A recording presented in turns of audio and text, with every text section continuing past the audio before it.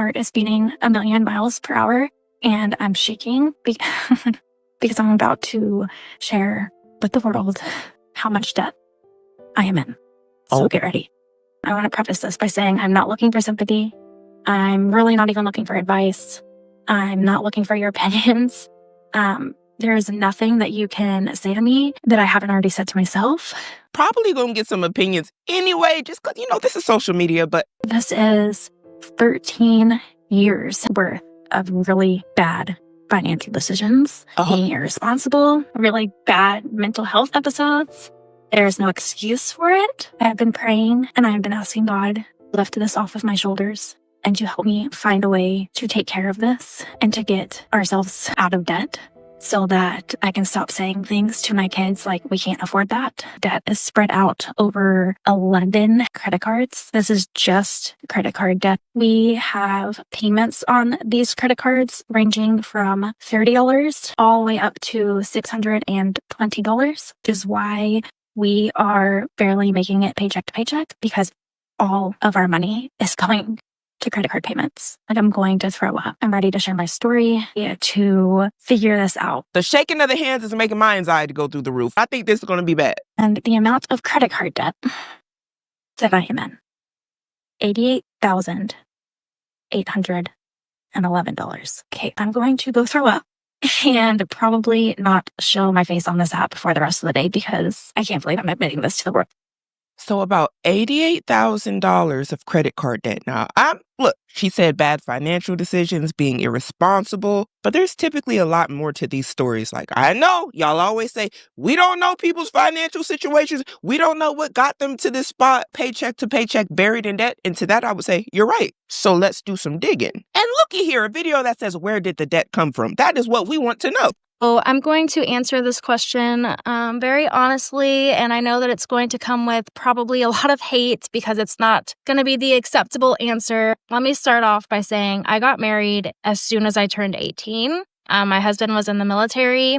He did not make very much money back then. I had a job at PetSmart making $10 an hour, so I was not making very much money. Now, I want to make sure we're all on the same page. She said that this debt started about 11 years ago. So from what she said before, her debt probably started accumulating around 2014. Now, has minimum wage went up since then? Y'all already know the answer to that. But $10 an hour at PetSmart is wild, even 10 years ago. But I feel her pain because I used to get $7.40-something cents or 50-something cents working at a restaurant in 2011. We just weren't making much money. Every single time we went to a store, when we were checking out, they would ask if we wanted to apply for a credit card, and we said yes.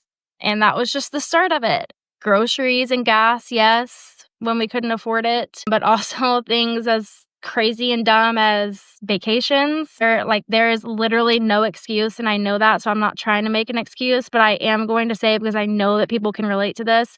I suffer really bad with my mental health, have borderline personality disorder. I have no impulse control. So a lot of my spending has just been during episodes of like, I'm sad. I'm going to go take care of my sadness by shopping. I'm happy. I'm going to book us a trip because I'm just so happy. Wish that there was more to it. Like, oh, something happened and we had to put ourselves into this debt. But no, it was literally just the fact that we got married very young, had very little money, just started relying on credit cards, very beginning of our marriage, never learned our lesson until now that we are like in it so deep. Now, I know a lot of y'all are going to have smoke for her in the comments, but I want to first say this. The first thing you have to do to fix a problem is to know you have a problem. And a lot of people don't even want to do that. I applaud her for that because she knows that there was a problem. And she says, hey, it was because I was emotional, because she was young. And it might have been a little reckless, like her taking the trips, because we don't know how much she spent. Now you at least know where you need to nip it in the bud. And the reason I want to point this out is because at this point, when you realize that you've been making mistake after mistake, you have a choice. You can either keep doing it, and if you get the same results you've been getting, like you really can't blame anybody, or you can take accountability, stop doing the actions that got you to this spot, helping you overall in the end. Now, aside from the fact that she says she's battling with some things mentally, if you think about it, her story is very common. Still, people making bad financial decisions at a very young age and not understanding the true magnitude of those same decisions that were very small at one point in time until later in life when they are quite older, 12 years later. Again, when you're in too deep and now you say, oh my gosh, what have we done? What have we been doing? We can barely afford to make these minimum payments. Inflation is going through the roof also. Meanwhile, you're still facing the consequences of decisions you made in the past. That is relatable to a lot of people. What I need for y'all to remember is the math no matter what the situation is. You take all of that income from your job and your husband's job. You put that together. You look at those expenses that you have no matter what every month, and whatever is left over, that's what you got to work with. And I'm saying this for the person watching. If you add up all of those numbers and you see $500 left, you don't go to the store and spend $800 on Nathan. You want to know why? Because you are $300 over budget, which means what? Because money doesn't just come out the sky. You went and borrowed that $300 and you think it's just, oh, I'll pay it back. No, future you is going to pay it back. You in the present just messed up future you. So next month, when you look at your budget, which you should do every month, you should be tacking on that $300 that you went over budget on the month before. But is that what's happening? Probably not. Not with most people. This is likely what's going to happen. The next month comes, you say, oh, Ashley Furniture got a sofa. Oh, there's a concert coming up. I don't want to miss out. Oh, there's a sale. Look, the sale ain't no sale when you ain't got no money. But what you going to do? You're going to go and put it on a credit card. And now guess what? You spent another $400. So you got $300 from the month before, and now you got $400 from this month. Guess what? Now you owe $700. And I'm not even accounting for the interest that accrued because you don't have the money to pay back the $300 from last month, and you also don't have the $400 to pay for this month. On a credit card accruing around 17% every month. And then the next month happens, and you repeat the cycle over and over and over. And you know what ends up happening over the course of a decade if you never nip this in the bud? You wake up one day realizing, I am paying $500 in minimum payments to this card. I'm paying another minimum payment of $200 to that card, $100 here, $50 there. And you start to think to yourself, I haven't got a raise. I haven't been bringing in more money over the years, but I owe more money and I've been spending more money. And the problem is this, you're spending more money than you ever should have been spending in the first place. You have been doing something called living above your means for years. And for a lot of people, they've told themselves, this is my standard of life. No. This is the standard of life that will keep you in debt, that will keep you in a debt cycle because you never could afford to do any of this. That's the truth. The math is the math, y'all. Now, you may be saying, well, what do you do when you get yourself in this situation? You got a few options. Make more money to pay off the debt. Get a side job, get a side hustle. If you say, Symone, I shouldn't have to do that. I'm telling you, you have to make more money or cut back on your lifestyle to pay back the debt. Why? Because money doesn't fall out the sky. Now, at this point, a lot of people start to try to consolidate their loans so they could have one interest rate and make one payment and focus their attention on that. And then typically after that, if that's not working well enough for them, you see them file bankruptcy. And those can have negative effects like staying on your credit report for about 7 years. If you ever need to move or get a new car, because again, you are a person that does not have cash, you will rely on loans. Well, guess what? You just tanked your credit score. And that doesn't mean that you can't repair it. I'm just saying that that might be a long road ahead. And these are things that people have to consider. But whether you decide to pay off the debt on your own or you decide to file bankruptcy, what I want you guys to realize is neither one of these options is just easy peasy. It's going to take work and effort, and it's going to come with some consequences no matter what, especially if you refuse to seek financial education and you refuse to stop the very actions that got you here in the first place. Let's talk about my spending addiction. Because let's face it, I did not get into $89,000 of credit card debt without having an addiction to spending money. I used to think that buying something or spending my money to travel or to go fun places with my family would fix everything. I thought that it would fix my anxiety. I thought that it would fix my depression. I thought that it would just make me feel better. And in the moment, it did. That's why I kept doing it. Now, I did a YouTube video last year discussing emotionally spending specifically because so many people struggle with it. My stance has not changed, and I'll say it again. There is not a thing you can buy that's going to satisfy you. Just think about it. If you get one bag, you want another bag. You buy a car 1 year and yeah, you like that new car smell right now and the way it rides and everything. And then after a year, once it gets boring, you're going to want another one. You go on one vacation, that ain't enough because now you got the vacation bug and you want to go on a few more. You buy one house on the market and you thought this was going to be your forever home and your dream home. The next thing you know, you're on Zillow. You done linked up with a realtor to go get in another house because this one got little stuff about it that you don't like. You bought a white parachute, now you need a brown parachute. Now you need a cream parachute. Do y'all get what I'm saying? And what I need y'all to understand is there's nothing wrong with wanting nice things or buying nice things. But there is a problem with buying things you can't afford. I see so many YouTube videos about, oh, people are over consuming. They're just buying stuff. They're buying stuff.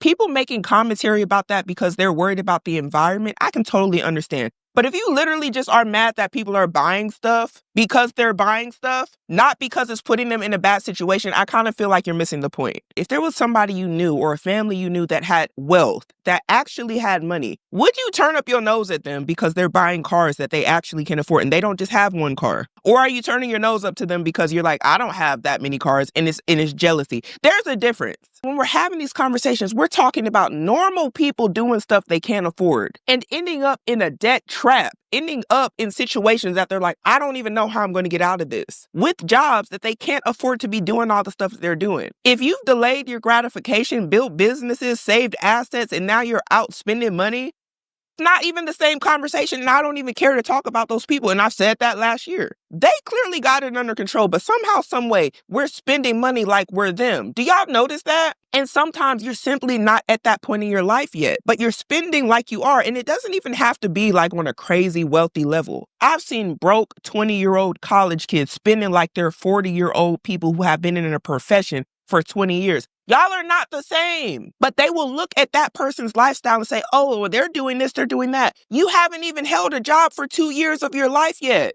You've only ever interned. But somehow, wherever you go, you're the best dressed, you have the nicest car, and you're the most broke. How does that make sense? And not only that, you make the least amount of money. Something ain't right. Obviously, there's a problem. Don't look at everybody else and be like, they can do this, they can do that. You don't know why. And a lot of times, if people were to tell you why and how you could do it too, people wouldn't even take their advice. And for two, you don't even know if they're in debt. I'm telling y'all right now, these temporary dopamine hits that y'all are getting from buying all these things is not worth the future financial pain that you're going to be in for years and years at a time. When you're married and you're over here trying to figure out how to get out of debt, it's not going to be fun. And I quickly want to go to the comment section. And her name on TikTok is Your Bestie Miranda. Now, Miranda, if you see this video, I don't got no smoke for you. I just be passionate about what I'm talking about. I wish you well on your journey, and I think Miranda is very brave. And her caption says, to all my fellow shopping addicts, we can do this. Save this one for the next time you want to swipe your card to make yourself feel better. And I couldn't agree more. I'm going to tell y'all something right now, y'all.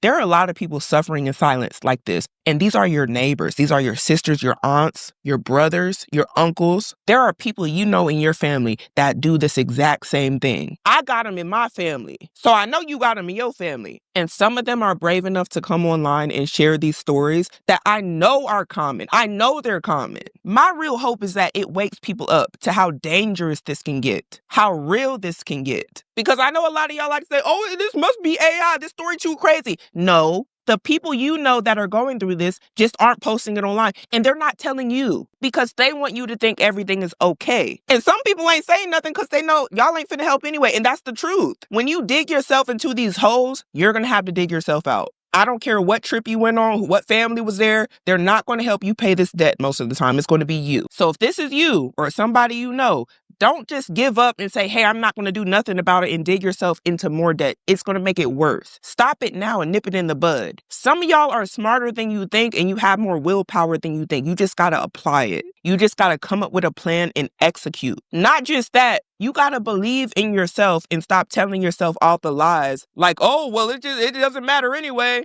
Something bad could happen to me tomorrow and blah, blah, blah. And you still waking up every day. Figure it out. Encourage yourself. Be positive. Try to find a solution to your problem. Stop making your problems worse. I'm $89,000 in credit card debt, and I'm here to break down my cards to tell you how much I have on each card and what my payment is each month on each card. I'm going to start with the smallest card and work my way up to the highest card. I do have 11 credit cards, so we're going to be here for a minute. The longer that you watch, the higher my payment is. So my first card is our Carter's credit card. It has $199 on it. My monthly payment is $30. My second card, Old Navy. It has $362 on it and a monthly payment of $30. Third card is our Citi card. It has $1,742 on it and the monthly payment is $85. Fourth is Shields. It has $3,057 on it and our monthly payment is $95. She said as we keep going, it's going to get higher. We're going to keep going up. It's up is what you... All right. Next up is our Discover card. That has $4,969 on it and our payment is $135 a month. Next up is Chase. That has $5,615 on it and our payment is $153 a month. Next up is my personal Military Star card that has $7,860 on it.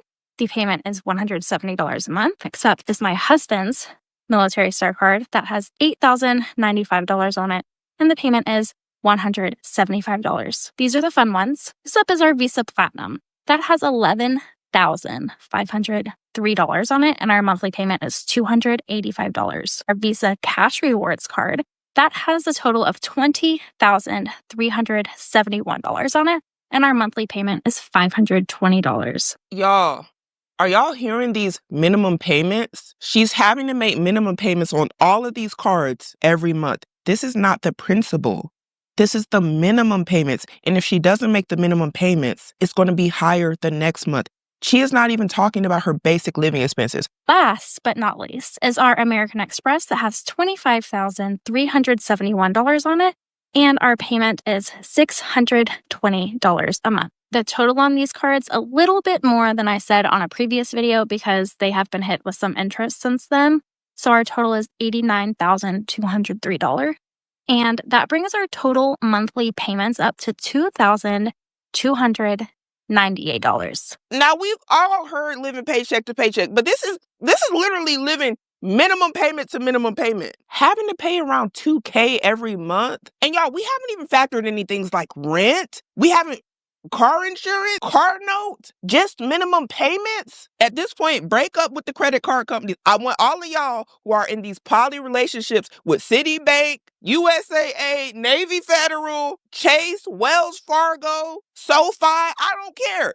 Stop the poly relationships with the banks, with the credit card companies. It's not working out. Y'all need to break up immediately. Your financial future depends on it. Break it up, cut up the cards, whatever you need to do. I gotta see the comments. I gotta know, am I the only one like, what? Now, somebody here said, oh my gosh, I would crash out over this debt, file bankruptcy. Suddenly, I feel way better about my $3,000 credit card debts. I'm glad you feel good now, but cut it out. Break up with the credit card company. Some of y'all got multiple partners, multiple credit card companies that you laying in the bed with. Break it up. Break it up. These poly relationships ain't good for you.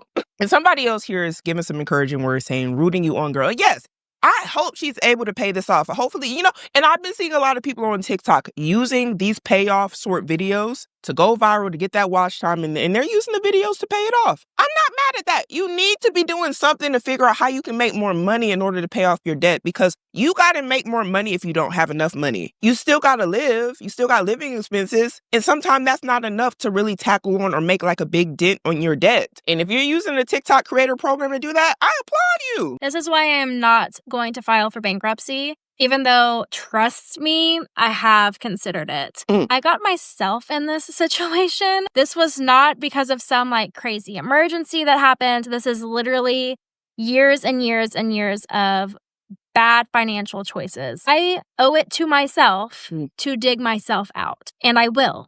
Another reason I'm not going to file for bankruptcy is because this is a me problem. This is a me not knowing how to budget and spending too much money problem. If I get bailed out for free, then I don't think I'm going to 100% learn my lesson. And I'm afraid that while I don't think I'd ever let myself get this deep into debt again, I do worry that I would go back to using credit cards at some point. And I want to do this in a way that it's a lifestyle change, and this is never going to happen again. I'm not going to file for bankruptcy. I am going to pay this off. And those of you who are saying that I'm not going to pay it off, just know that you are my motivation to prove to you that I will pay it off. I think it takes a level of self-awareness to admit that, for one, you are the problem, and that, yes, she's right. This is a lifestyle change. You do have to start making changes to the things that got you in the situation. You know, a lot of people end right back up filing bankruptcy again and credit card debt again after they've already filed bankruptcy. Many of them sadly did not learn their lesson. They took it as like, hey, I got a clean slate. I'm free to just go back out and shop and buy all this stuff that I didn't need and to do all the things that got me here in the first place.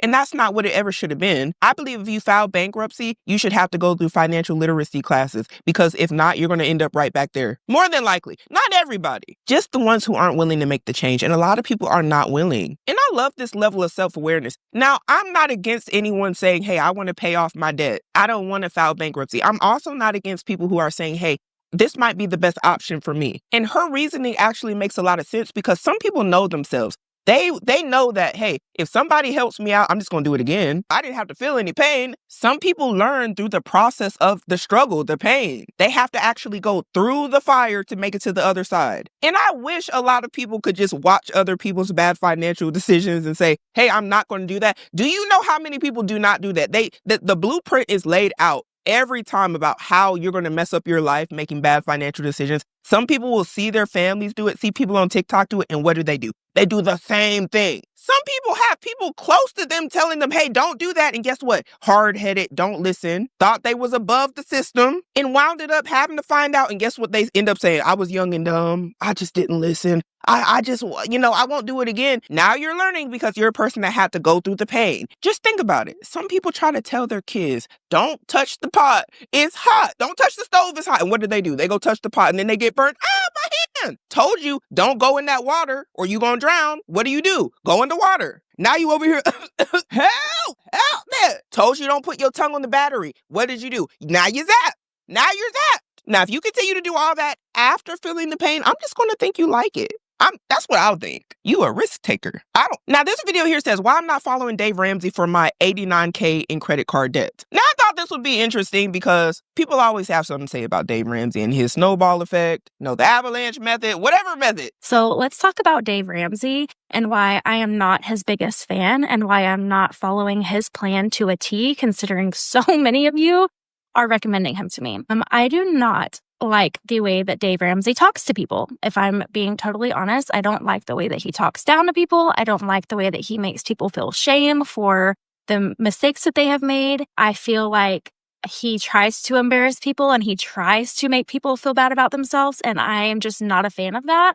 I also do not believe that because I'm in debt, I need to completely stop living my life. I obviously need to make changes in the way that I spend my money. And I need to learn from the mistakes that I've made. But it's not realistic to me to say that for the next 3 to 5 years, however long it takes me to pay this off, I'm just not going to spend any money on anything like eating out or taking my kids to do something fun. I'm not going to be doing anything like crazy and extravagant and taking huge vacations. But I'm also not going to completely just stop living my life until my debt is gone.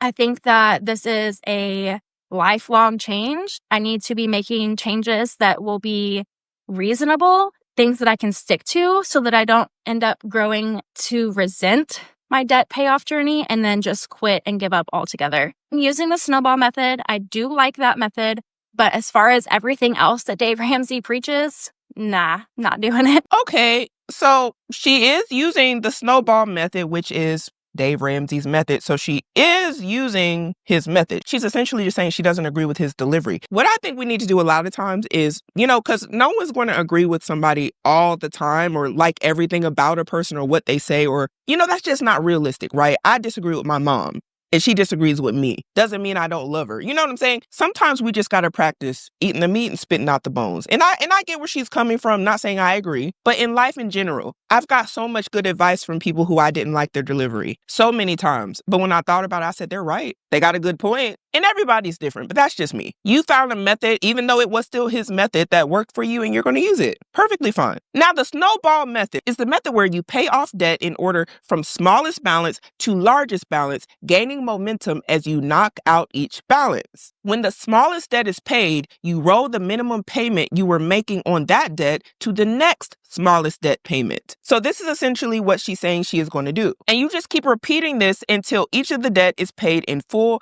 and you're completely debt-free. And this is straight off of Dave Ramsey's website, which if you haven't checked it out, I think has a lot of useful methods on there and things that a lot of people can put in their financial tool bag. Now, this is an update for her debt journey, and she posted this just one day ago, and today is actually July 26th. If you saw my video last night about me sharing that we had found some sort of debt consolidation program that was going to help us lower our payments on our $89,000 worth of credit card debt, please keep watching because I have an update and it's very important. And that there is a difference between debt consolidation and debt relief. And the program that I was talking about yesterday is a debt relief program. And what they were going to do is go in and negotiate with my credit card companies to bring down the remaining balances. And that's how I was going to owe less interest and have a lower payment. Sounds great in theory, but what I'm reading is that sometimes these credit card companies do not want to negotiate. You end up getting sued for non-payment because when you do this, you stop making the payments on your credit cards. I don't want to get sued, so I'm not going to do this. The money that they do save you, so they were going to consolidate or relief, I guess, about $67,000 of credit card debt for me. So let's say that they do this and they negotiate it down to $40,000. Then the $27,000 that they negotiated off now counts as income for me and I would have to pay taxes on that at the end of the year. I wanted to make sure that I come on here and share this information because I don't want anyone to see my last video and decide to go that route themselves without doing the research.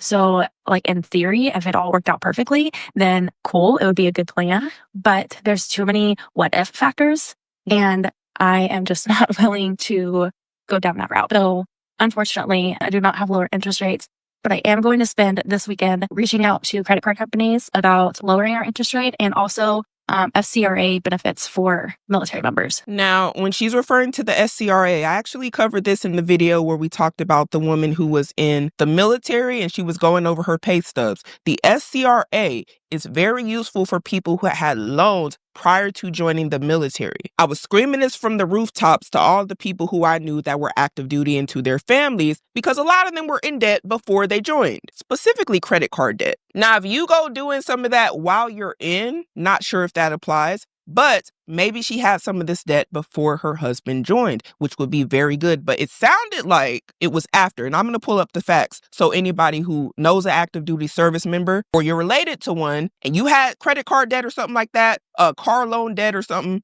before they joined can see how this could help you out. Now, this is the official website for the United States government, the Consumer Financial Protection Bureau. And it says here in the black and white, y'all, protection number 1. Reducing the interest rate on any pre-service loans to a maximum of 6%. Yes, 6%. That could include credit cards. How do I know? Because it says it right here. It says if you took an automobile or student loan or accrued credit card debt prior to becoming a service member, or if you took out such a loan jointly with your spouse, then you are entitled to have your interest rate reduced to a maximum of 6% per year. Now, when you go on, it tells you what you need to do in the process. But again, I don't know how much debt she racked up before her spouse joined, but it sounded like it happened while he was in. And in that case, if you rack up debt while on active duty, most of the time it's on you. And I say this because I know a lot of soldiers who have racked up tremendous credit card debt, tremendous interest rates on cards.